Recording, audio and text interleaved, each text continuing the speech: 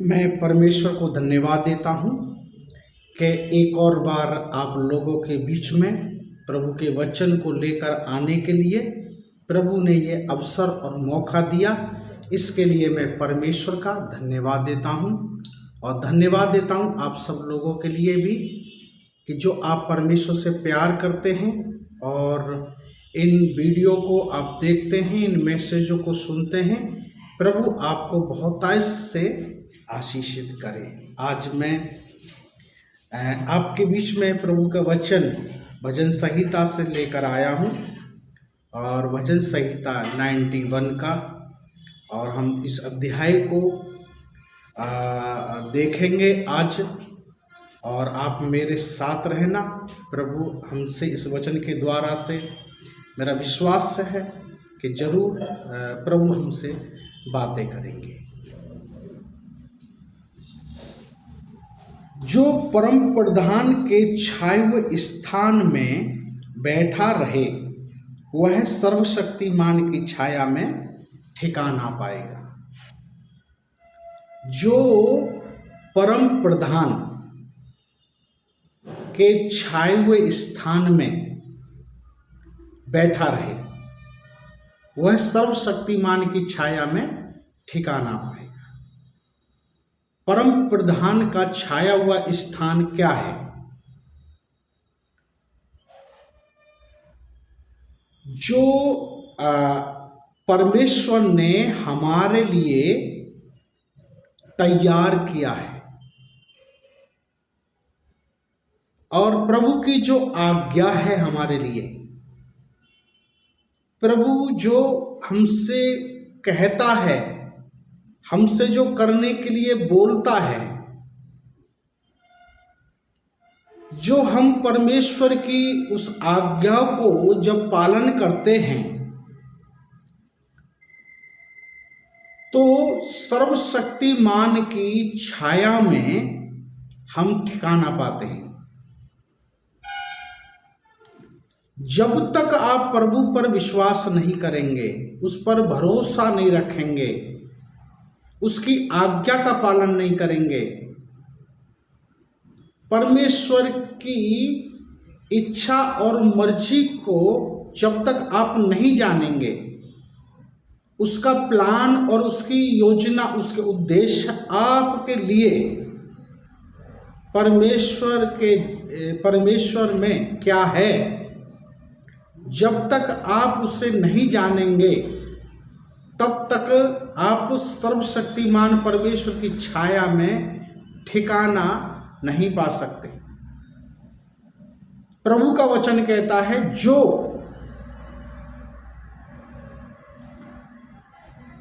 आगे हम पढ़ते हैं, मैं यहोवा के विषय में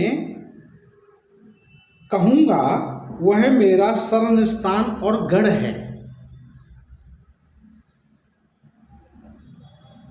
यहोवा के विषय में मैं कहूंगा कि वह मेरा शरण स्थान और गढ़ है। शरण स्थान का मतलब क्या है? जैसे किसी देश से कोई व्यक्ति आकर, जैसे हमारे देश में रहता है शरणार्थी, उसने यहाँ पर आकर शरण ली है और यहाँ पर हमारे देश में उनको रहने के लिए अलाउ किया है। उनको कहते हैं शरणार्थी। तो परमेश्वर हमारा शरण स्थान, मतलब जहाँ पर हम शरण लेते हैं, और वह मेरा गढ़ है। गढ़ का मतलब एक इलाका, जो एक एरिया, एक दायरा जो होता है। जैसे कि वहाँ सब लोग उसको जानते हैं, सब जगह से, सभी लोगों से वो वाकिफ है, वो उसका गढ़ है। जैसे कोई नेता जहाँ से वो चुनकर आते हैं वो उनका गढ़ माना जाता है।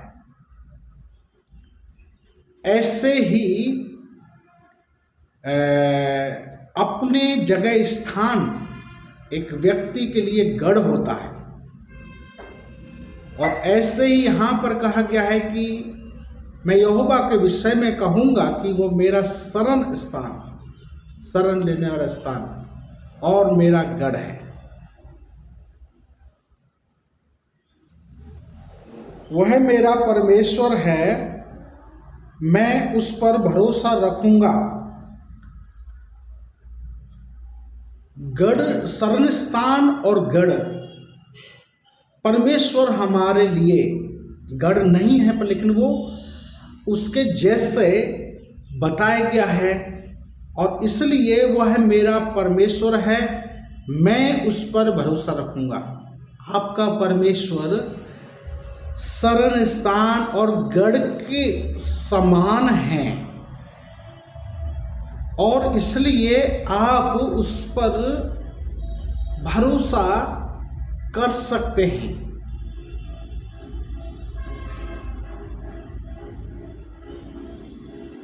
वह मुझे भेलिए के जाल से और महामारी से बचाएगा। वह मुझे भेलिए और महामारी से बचाएगा। भेलिए के जाल और महामारी से बचाएगा। भेलिया का जाल क्या है? जैसे कि नीति वचन में कहा गया है कि चिड़िया के देखने से जाल को बिछाना व्यर्थ है, क्योंकि वो उसमें नहीं फंसेगी, क्योंकि उसे मालूम है कि वहाँ पर उसको फंसाने के लिए जाल बिछा रखा है। तो भेलिया क्या करता है? पंछी के देखने से पहले ही, जानने से पहले ही वो जाल बिछा के रखता है उसे फंसाने के लिए, और उसे पता नहीं होता और वो उसमें फंस जाती है। और महामारी से, महामारी जो जाल जो है, भेलिया का जो जाल है, और उससे भी परमेश्वर हमें बचाएगा। हमें नहीं मालूम है हमारा शत्रु कौन है, कहाँ पर है, वो मनुष्य है या कोई बीमारी है, हम नहीं जानते। इसलिए वो हमें, परमेश्वर इस बात को जानता है, इसलिए वो हमें बचाएगा। और महामारी से, जैसे कि कोरोना अभी जो आया था और एक देश से सभी देशों में वो फैल गया, और रोकने के लिए कोशिश किया, तब तक वो सब जगह में फैल चुका था और उसे कोई भी रोक नहीं पाया। महामारी एक बीमारी का एक रूप में, आंधी के रूप में, बारिश, बाढ़ के रूप में और अकाल, भूखमरी के रूप में ये आ सकती है। और प्रभु का वचन कहता है कि वह हमें भेलिए के जाल से और महामारी से भी वह हमें बचाएगा।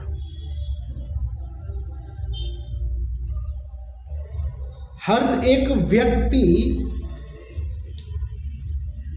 क्या चाहता है? जब हम प्रभु का नाम सुनते हैं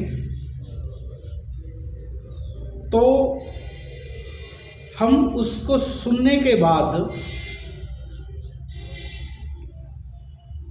हमें कोई परिवर्तन या कुछ भी बदलावट हमारे जीवन में नहीं आती।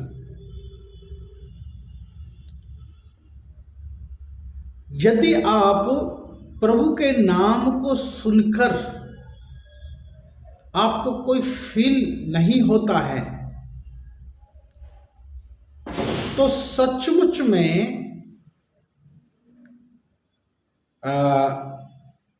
प्रभु आपके जीवन में फिर कोई स्थान नहीं रखता।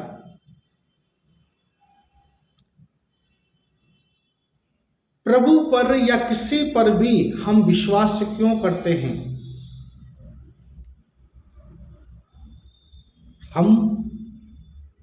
हमारा परिवार सुरक्षित रहे। जो ताकतवर है और जिस पर हम विश्वास और भरोसा करते हैं, अपने बचाव के लिए व्यक्ति उसी के पास में जाएगा, चाहे वो कोई भी क्यों ना हो। इसलिए यहाँ प्रभु जो हमें सुरक्षा के जो विषय में यहाँ पर जो प्रभु का वचन हमसे जो बात कर रहा है, वो हमें भेलिए के जाल से, महामारी से वो हमें बचाएगा।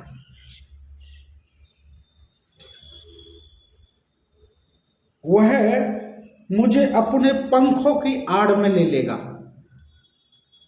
और तू उसके परों के नीचे शरण पाएगा। मैंने एक दृश्य देखा, एक मुर्गी अपने बच्चों के साथ चुंग रही थी और वहां पर कोई पेड़ पौधा नहीं था और काफी दूर दूर ऐसे जगह स्थान थे जहां पर वो छिप सकती थी। एकदम अचानक बारिश पड़ी और मुर्गी ने अपने सारे पंखों को ऐसे फैला दिया और 15 बच्चे उस मुर्गी के पंखों के नीचे सब आ गए और मुर्गी ऐसे ही उनके कुछ भी, एक भी बच्चा बाहर दिखाई नहीं दे रहा, सिर्फ एक मुर्गी दिखाई देती है अकेली, और वो भी वहीं की वहीं बैठ गई और जो भी बूंद पड़ती थी उसके ऊपर वो ऐसे उसके ऊपर से नीचे रख जाती थी। और उसके बाद कुछ दिन समय के बाद में बारिश बंद हो गई और फिर बच्चे निकल कर और वो चुगने लगे और मुर्गी ने अपने पंखों को फड़फड़ाया और सारा जो पानी वगैरह जो भी भीगी थी वो सब उसने अपने पंखों को सुखाया और बच्चे चुगने लगे। और बच्चों को एक बूंद पानी का किसी के भी ऊपर गिरते हुए मैंने नहीं देखा, एक बूंद पानी में। बिल्कुल ऐसे छोटे बच्चे अगर उनके ऊपर पानी गिर जाए तो उनके जो पंख जो हैं वो बहुत ही सॉफ्ट और मुलायम होते हैं और उनकी त्वचा के साथ ही होते हैं वो, तो वो दिखाई देगा, पर एक बूंद भी पानी उनके ऊपर दिखाई नहीं दिया। तो उसके परों के वह अपने पंखों की आड़ में तुझे ले लेगा, तू उसके परों के नीचे शरण पाएगा। जैसे मुर्गी अपने बच्चों को अपने पंखों में छिपा लेती है, ऐसे ही परमेश्वर हमें अपने परों की आड़ में ले लेगा और हम उसके परों के नीचे, पंखों के नीचे शरण पाएंगे। आगे लिखा है, तू न रात के भय से डरेगा और न उस तीर से जो दिन में उजाड़ता है। तू ना तो रात के भय से डरेगा और न उस तीर से जो दिन को उजाड़ता है।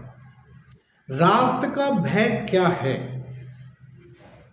रात का भय हर एक व्यक्ति को लगता है डर।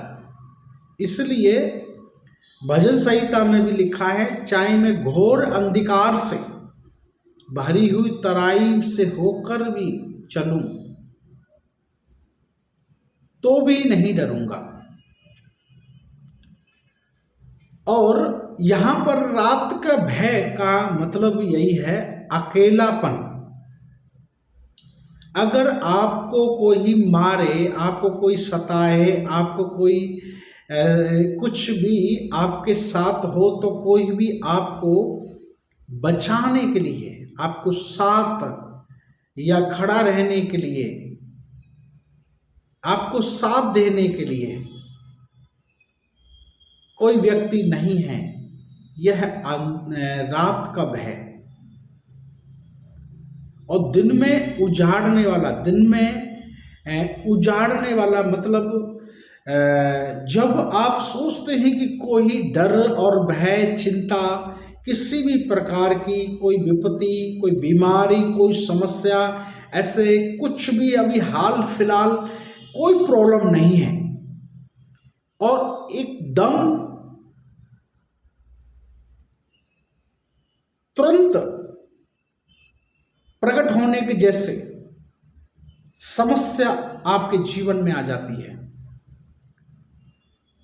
और यहां पर हम देखते हैं कि वो दिन में उजाड़ने वाला तीर वो कहां से आ जाए। जैसे कि एक सैनिक बॉर्डर पर जब अपनी ड्यूटी करता है तो उसे नहीं पता है कि कहां से गोली आएगी, इसलिए वो बहुत ही चौकस रहता है। उसकी ड्यूटी बहुत अलर्ट रहती है। वो हर समय दूरभाष से देखते रहते हैं। उनका खड़े रहने का, जगह पर ड्यूटी रहने का एक अलग ही स्थान को बनाया जाता है, उसी हिसाब से तैयार किया जाता है।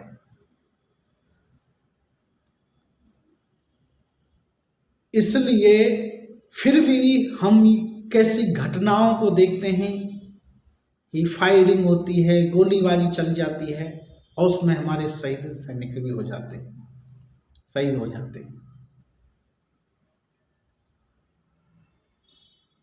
इसलिए कोई जागता है, कोई अलर्ट रहता है। अपने प्राण की अनुभूति कब उसको बहुत देनी पड़े वो नहीं जानता। इसलिए हम दिल से अपने देश के सैनिकों को सलाम करते हैं, आदर रिस्पेक्ट दिल से उनको देते हैं, उनके परिवार, उनके बच्चों को। और हमेशा हम उनके लिए दुआ भी करते हैं प्रभु से, प्रभु उनको और उनके पूरे परिवार को, बच्चों को प्रभु संभाल के रखे, जिससे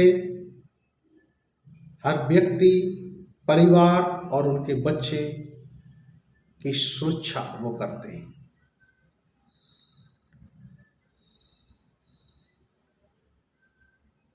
इसलिए यहां पर हम देख सकते हैं कि दिन में उजाड़ने वाला तीर जैसे आने वाली हर एक उससे प्रभु रक्षा करते हैं। इसलिए मेरा आग्रह है उन सभी सैनिकों से कि वो अपने ऊपर नहीं, हथियार के ऊपर नहीं, या सरकार गवर्नमेंट के ऊपर नहीं, बल्कि जिसने उन्हें ये जीवन दिया है उसके ऊपर जरूर अपने जीवन की सुरक्षा के लिए उसके ऊपर जरूर विश्वास और भरोसा रखें और प्रार्थना करें। प्रभु उनको जरूर सुरक्षा देंगे। यहाँ पर वचन इस प्रकार से कहता है,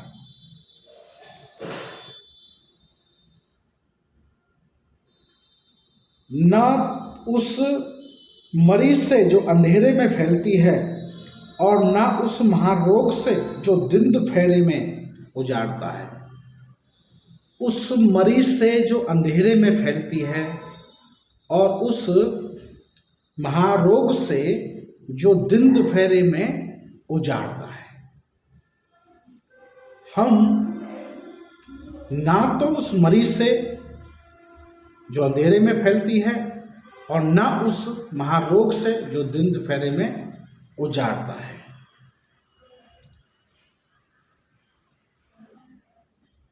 डरेंगे। और ये अंधेरे में फैलने वाली बीमारी क्या है? अंधेरे में फैलने वाली बीमारी वो है जो पता तो आपको अब चला, पर लेकिन वो बहुत समय से आपके जीवन में वो कार्य कर रही है। Cancer, TB, sugar, blood pressure और तमाम प्रकार की वगैरह तमाम प्रकार की बीमारियां जो हमें होने के बाद अपना पूरा प्रभाव हमारे शरीर में होने के बाद ही पता चलता है, उसे पता नहीं चलता। और ये अंधेरे में फैलने वाली बीमारी और दिन में उजाड़ने वाला वो महारोग जो दिन में उजाड़ने वाला, मतलब अभी व्यक्ति सो रहा था, अभी खा रहा था, अभी खड़ा होता बैठा था, अभी चल रहा था, अभी बात किया था, और एकदम अचानक जिसकी तुरंत डेथ हो जाती है, उसको कहते हैं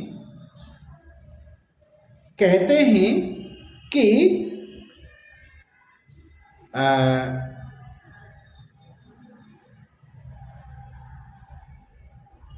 उस मरीज से जो अंधेरे में फैलती है और उस महारोग से जो दिन दोपहरे में उजाड़ता है।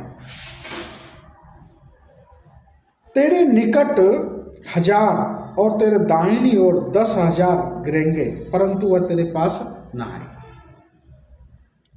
तेरे निकट 1000 और तेरे दाहिनी ओर 10,000 गिरेंगे, पर लेकिन वह तेरे निकट नहीं आएगा।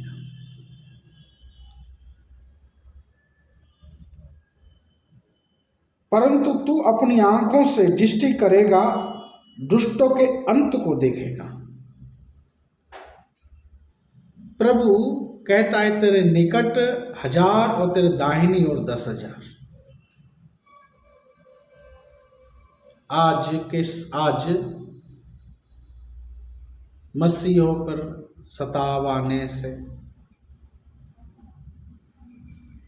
और विरोध करने से, उसे देखकर सुनकर मसीह लोग जो है घबरा रहे हैं, और वो प्रार्थना करना, विश्वास करना और चर्च जाना, प्रभु को मानना, उसको इनकार करते जा रहे हैं, प्रभु को छोड़ते जा रहे हैं। जब वचन में लिखा है और वो हकीकत अगर हमारे सामने हो भी होता भी है, हो भी रहा है और होगा भी। तो उस समय हमारी क्या स्थिति होगी? तेरे निकट 1000, अगर हमारे एक साइड में अगर 1000 लोग एक ही दिन में, एक ही घंटे में, एक ही समय में किसी कारणवश अगर उसकी मृत्यु हो रही है, और दूसरी तरफ 10,000, उस समय हमारा क्या हाल होगा? कहीं इधर उधर कुछ घटना है, कुछ कारण, कुछ ऐसी चीजें हो रही है,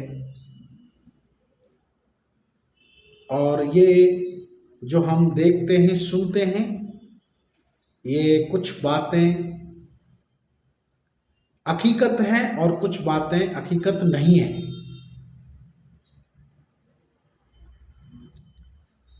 कई लोगों को पकड़ने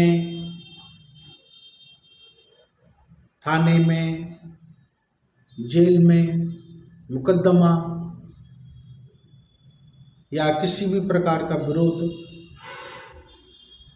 वो इस कारण से भी नहीं है कि लोग प्रभु पर विश्वास करते या प्रभु को मान रहे या मसीह हैं, वो और भी कारण से ये सारी चीजें हो सकती हैं। तो हम उन सभी बातों को मसीह प्रभु और परमेश्वर पर हम क्यों उन सभी बातों को डालते हैं? मेरा कहने का मतलब यह है, तेरे निकट 1000 तेरे दाहिने 10,000 गिरेंगे पर लेकिन तेरे पास नहीं आएगा। फिर भी तू क्यों डर रहा है? तू क्यों घबरा रहा है? फिर भी आप का विश्वास क्यों कमजोर हो रहा है?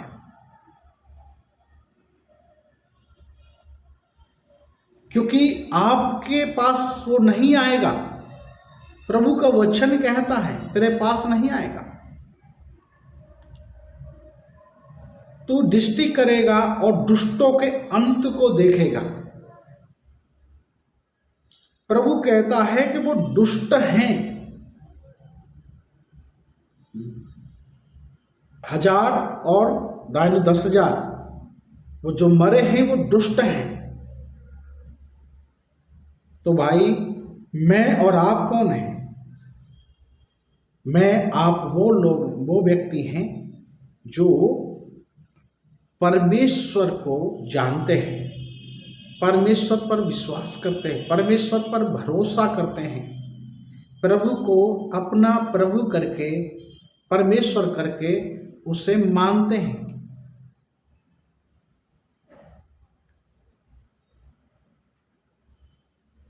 और हमारे पापों को प्रभु ने क्षमा किया है। ये वो लोग हैं जिनको पापों का दंड परमेश्वर उनको देता है। अगर हमने प्रभु को विश्वास नहीं किया होता, प्रभु को अगर नहीं जाना होता, तो हम भी अपने पापों का दंड इसी प्रकार से परमेश्वर से प्राप्त करते। और परमेश्वर हमारे बारे में भी वो कहता, तू दुष्ट के अंत को देखेगा। वो दुष्ट हम हो सकते, अभी वो दुष्ट कोई और है, पर लेकिन उस समय वो दुष्ट हम होते। इसलिए तू दृष्टि करेगा और दुष्ट के अंत को देखेगा। हे यहोवा, तू मेरा शरण स्थान ठहरा है। तूने जो परम प्रधान को अपना धाम मान लिया है। हे यहोवा, तू मेरा शरण स्थान ठहरा है। हे यहोवा, तू मेरा क्या है? शरण स्थान। तू मेरे लिए एक शरण स्थान ठहरा है।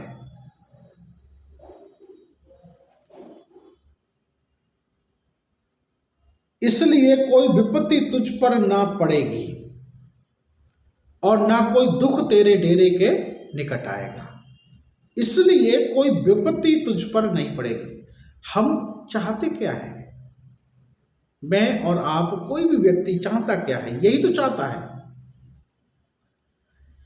डर तो हर एक व्यक्ति को लगता है, चाहे कोई कितना भी बड़ा क्रिमिनल क्यों ना हो, बदमाश, गुंडा, डाकू क्यों ना हो, उसको भी डर लगता है।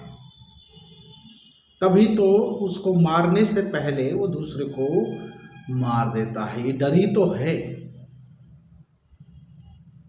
किसी भी व्यक्ति के हाथ पैर को बांध देना, किसी भी व्यक्ति को उस तरीके से कि ताकि कहीं गलती से भी ऐसा ना हो जाए कि वो हम पर हमला कर दे। इसलिए डर जो है वो हर एक व्यक्ति को डर लगता है। कोई भी व्यक्ति अगर कहता है कि मुझे डर नहीं लगता, वो बिल्कुल झूठ है। सबको डर लगता है। इंसान होने के नाते ये स्वभाव है इंसान का, डर लगना। और इसलिए यहाँ पर हम देख सकते हैं कि प्रभु कहता है कि यहोवा मेरा शरण स्थान है, तूने जो परम प्रधान को अपना धाम मान लिया है। धाम मतलब प्रभु को अपना धाम। धाम का मतलब क्या है? जैसे हम प्रभु के भवन में जाते हैं, क्यों जाते हैं? प्रार्थना करने के लिए। क्यों जाते हैं? प्रभु का वचन सुनने के लिए। क्यों जाते हैं? प्रभु की संगति करने के लिए। क्यों जाते हैं? क्योंकि प्रभु की उपस्थिति वहाँ पर है और प्रभु का वो धाम है। प्रभु उस जगह में वास करते हैं और वहाँ पर बीमारियाँ से लोग चंगे होते हैं, दुष्ट आत्मा से लोग आजाद होते हैं, लोगों के बंधन टूटते हैं, लोग दुख, हृदय शांति को प्राप्त करते हैं, लोगों के अंदर से डर और भय निकल जाता है, लोग चिंताओं से और टेंशन से फ्री होते हैं। वहां पर लोग सुरक्षित महसूस करते हैं। वो सोचते हैं कि यहाँ पर हम प्रभु के चरणों पर हैं। प्रभु का वचन कहता है कि प्रभु के चरणों में शांति है। प्रभु के चरणों में जाने से शांति मिलती है। प्रभु के चरणों में आपको जाने से आपको तसल्ली मिलती है, शांति मिलती है। इसलिए यहोवा मेरा शरण स्थान है और तूने जो परम प्रधान को अपना धाम मान लिया है। इसलिए धाम मान लिया है मतलब उसको अपना सब कुछ, मतलब है वो एक पालनहार, तारनहार,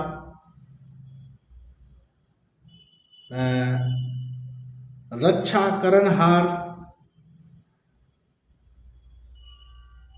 विजय, शांति, आनंद, खुशी, आशीष, जो ये सब कुछ जो देता है उसको आपने अपना धाम, आपका विश्वास, आपका भरोसा उसके ऊपर है। और इसलिए कोई विपत्ति अगर आती है तो उससे कौन लड़ेगा, उससे कौन छुड़ाएगा, उससे हमें कौन बचाएगा, कौन हमें उन सभी बातों की सुरक्षा और गारंटी देगा जिसको हमने अपना धाम मान लिया है।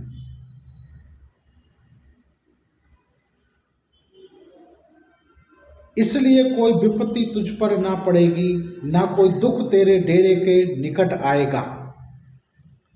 कोई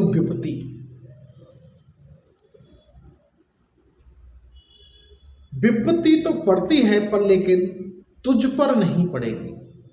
और दुख तो, सुख और दुख दोनों साथी हैं। सुख पहले आएगा, दुख बाद में आएगा। दुख पहले आएगा तो सुख बाद में आएगा। ऐसे ही एक दूसरे के साथी हैं। यहां पर लिखा है कोई दुख भी तेरे डेरे के निकट नहीं आएगा।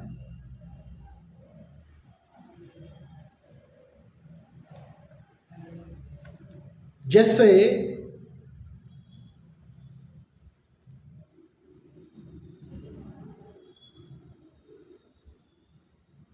क्योंकि वह अपने दूतों को तेरे निमित्त आज्ञा देगा कि तू जहां कहीं भी जाए वह तेरी रक्षा करे। यदि दूतों को मैं, आप कौन हैं? आप बहुत बड़े व्यक्ति भी हो सकते हैं, पढ़े लिखे भी हो सकते हैं, बहुत सम्मानित व्यक्ति भी हो सकते हैं, और मेरे जैसे भी एक छोटे साधारण एक व्यक्ति भी हो सकते हैं। मैं जब इस वचन को पढ़ रहा था मैंने सोचा मैं कौन हूं? मैं कोई प्रधानमंत्री हूं, मुख्यमंत्री हूं, कोई एमएलए हूं, कोई एमपी हूं, कोई सांसद हूं? कौन हूं मैं?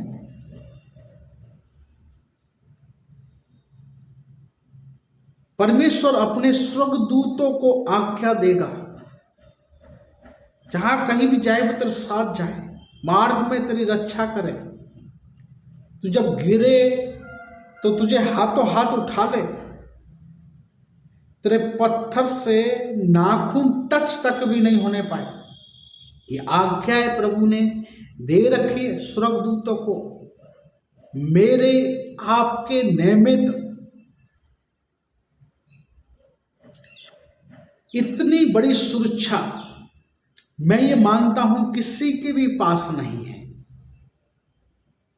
मेरे प्रिय भाई और बहनों, वो सुरक्षा मेरे और आपके परमेश्वर ने मुझे दी है, आपको दी है। वो दिखाई नहीं देते,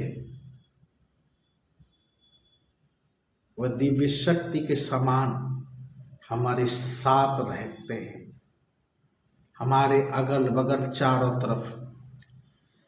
उनका कहीं पर भी ध्यान मन नहीं है, सिर्फ और आप और मेरे ऊपर उनका ध्यान मन हमेशा 24 घंटे अटेंशन रहती है। परमेश्वर की ऐसे आज्ञा और आदेश है उनके लिए, मेरे और आपके विषय में। कहीं से कहीं तक भी सुरक्षा में कोई चूक नहीं हो सकती।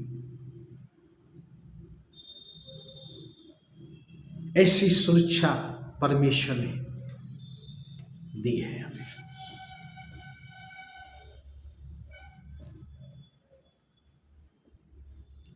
तू सिंह और नाकों को चलेगा,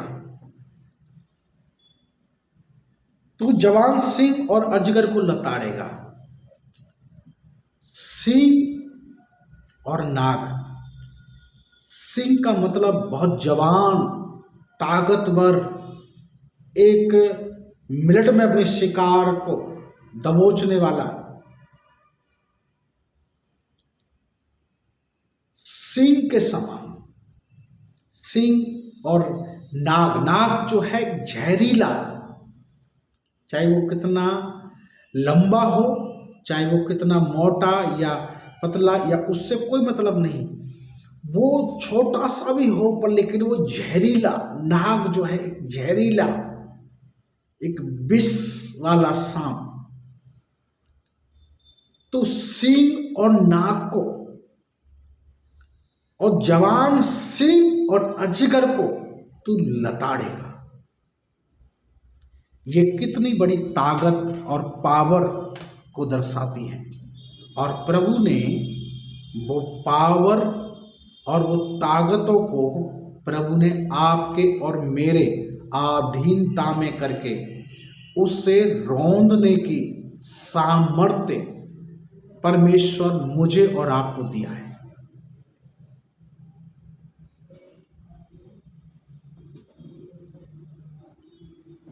आप जवान सींग को और नाक को और जवान सिंह और अजगर को भी, अजगर जो है बहुत ताकत को दर्शाता है, बहुत ताकतवर है, निगल जाता है।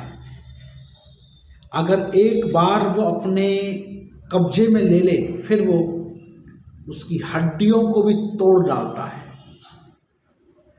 अजगर बहुत खतरनाक होता है। प्रभु ने कहा उसको भी तो रौंद देगा। तो सींग और नाग और जवान सिंह और अजगर को भी तू लताड़ेगा।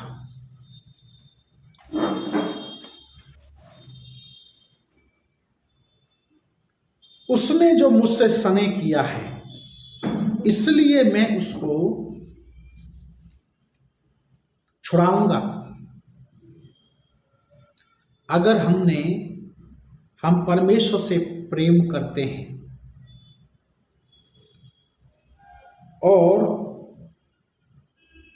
मैं उसको ऊंचे स्थान पर रखूंगा, वो हमें, उसने जो मुझसे स्नेह किया है इसलिए मैं उसको छुड़ाऊंगा और उसको ऊंचे स्थान पर रखूंगा, क्योंकि उसने मेरे नाम को जान लिया है।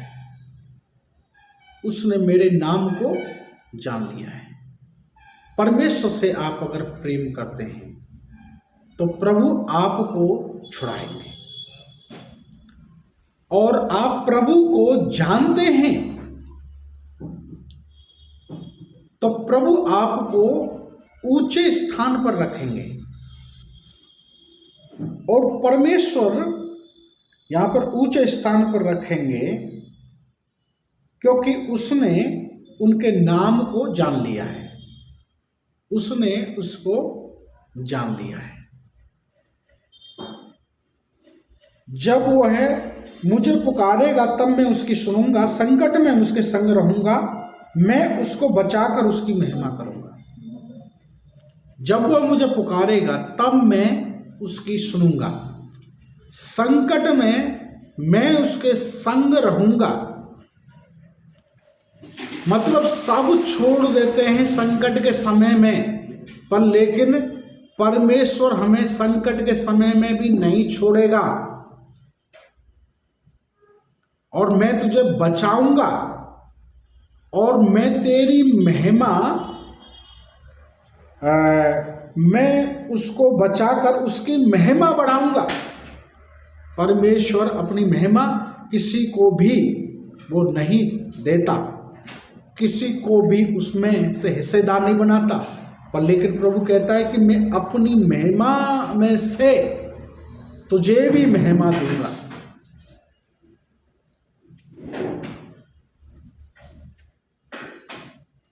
तुझे भी महिमा दूंगा।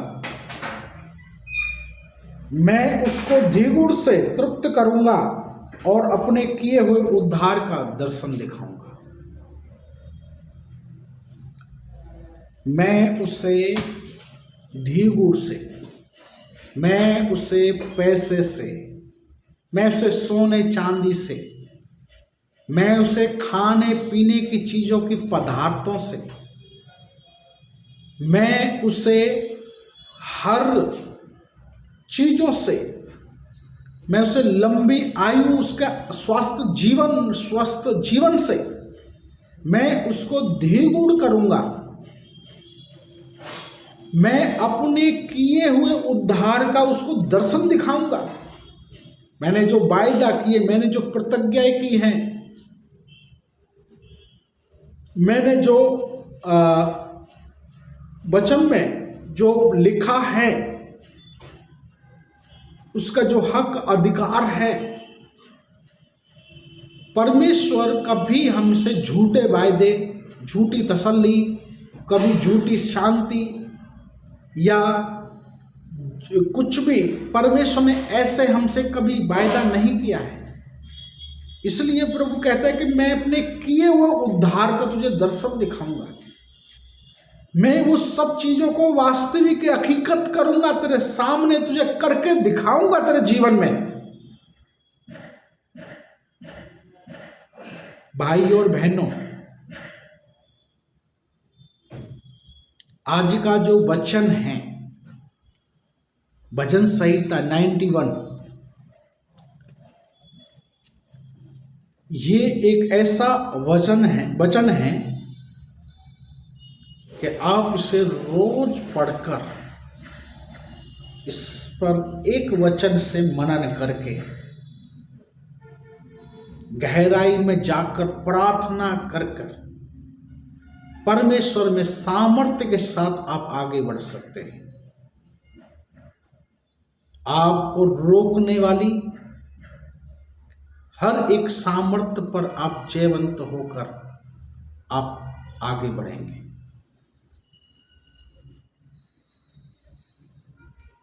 जब तक आप वचन को पढ़ते, उसको समझते, उसके बारे में सोचते नहीं हैं कि वचन आखिर क्या कह रहा है, इस वचन का आखिर क्या मतलब है, तब तक आप परमेश्वर की सामर्थ्य को नहीं पा सकते, नहीं सामर्थ्य को जान नहीं सकते। आप जब परमेश्वर के बारे में अगर आप जब जानते हैं, तब आप अपने बारे में भी आपको पता चलता है कि आप कौन हैं, आप क्या कर सकते हैं, आपको कितनी सामर्थ्य, ताकत, पावर आपके पास है।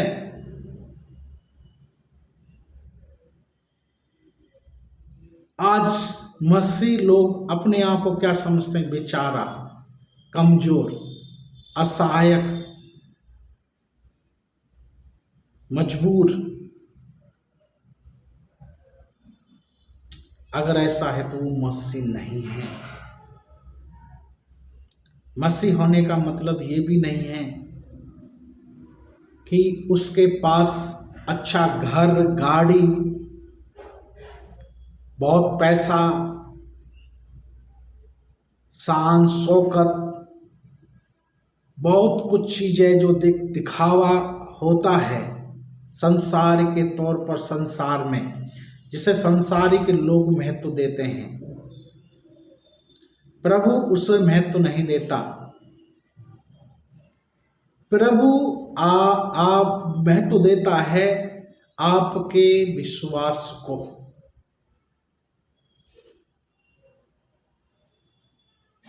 आप उसके ऊपर कितना विश्वास करते हैं, आप उस पर कितना भरोसा करते हैं। आप परमेश्वर से कुछ पाने के लिए हमेशा उसकी तरफ नजर लगाते रहते हैं। प्रभु कहता है कि तेरे पास क्या है मुझे देने के लिए।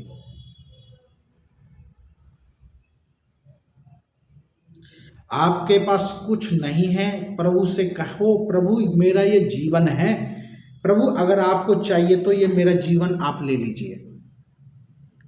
प्रभु कहेंगे उस गांव में, उस शहर में, उस व्यक्ति के पास, उस जगह में जाकर, वहां पर मेरा सुसमाचार प्रचार करो, मेरे बारे में लोगों को बताओ। या जो परम प्रधान के छाए हुए स्थान में बैठा रहेगा।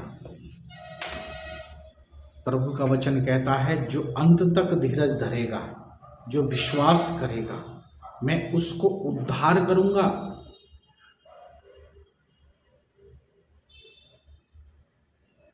जो विश्वास नहीं करेगा, जो धीरज नहीं रख पाएगा, उसका उद्धार परमेश्वर नहीं कर सकते।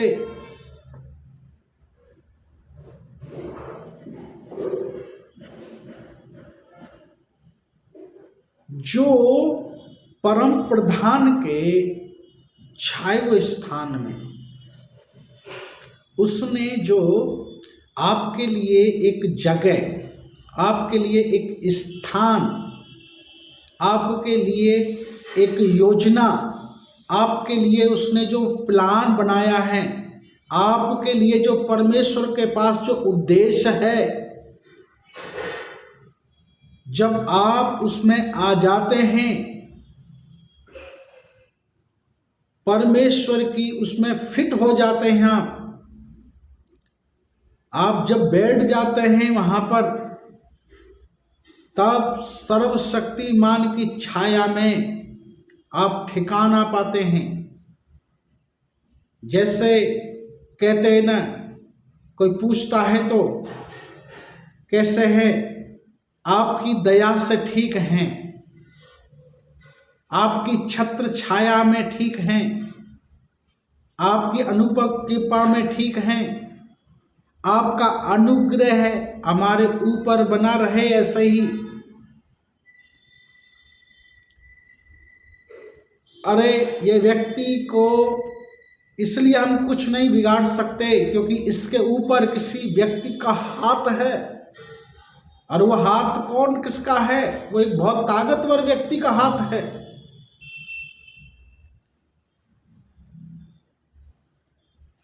प्रभु कहता है जो परम प्रधान के छाए हुए स्थान में बैठा रहेगा,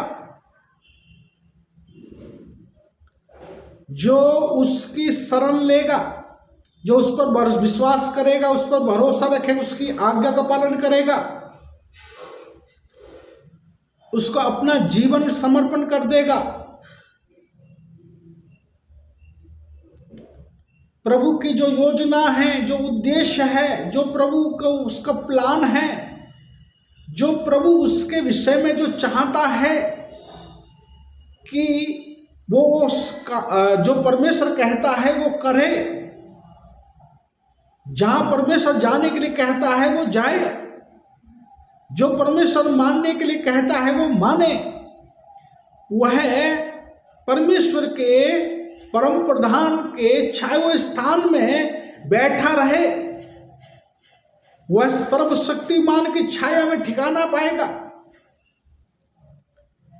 उसकी अनुकंपा, उसका अनुग्रह, उसकी दया, उसकी करुणा, करुणा से भी बड़ी करुणा है हमारे परमेश्वर की, जो उस करुणा के समय में भी कितने लोग मर गए, पर लेकिन प्रभु ने मुझे और आपको जिंदा रखा।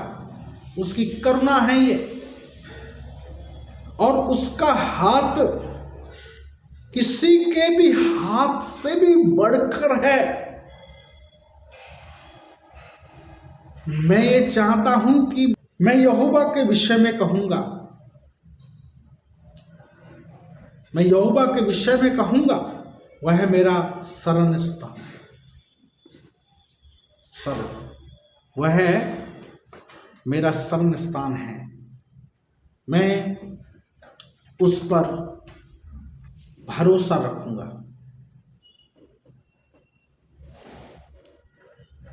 वह मेरा शरण स्थान और गढ़ है, मैं उस पर भरोसा रखूंगा। मैं यहोवा के विषय में कहूंगा, वह मेरा शरण स्थान और गढ़ है, वह मेरा परमेश्वर है, मैं उस पर भरोसा रखूंगा। वह मेरा परमेश्वर है, मैं उस पर भरोसा रखूंगा। क्या प्रभु यीशु मसीह आपका परमेश्वर है? आप उसके ऊपर भरोसा रखते हैं? परमेश्वर आपका परमेश्वर है, क्या आप उस पर भरोसा रखते हैं? यदि वो आपका परमेश्वर है और आप उस पर भरोसा रखते हैं, तो ये भजन संहिता 91 ये सिर्फ और सिर्फ आपके लिए है।